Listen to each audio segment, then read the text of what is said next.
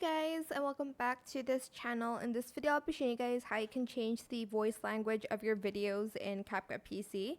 So you'll need Pro for this. I don't have it, so I can't really show the example, but trust me, it works. Trust me, bro, it works. Select your video or like the audio itself.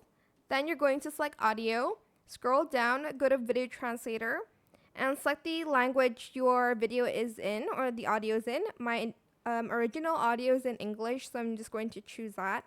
You're then going to select the language you want to translate your video to. So for instance, I want to translate it to Spanish. You can also enable lip sync, but you're just going to turn it off if there's no face in the video. Then you're just going to apply. As you can see, I have no credits left. You'll need this much credit, or you'll need the Pro version for it.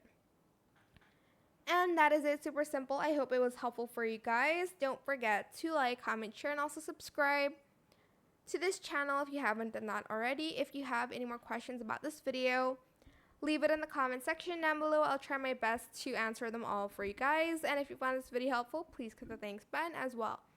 That is it for this video. Thank you so much for watching. Bye.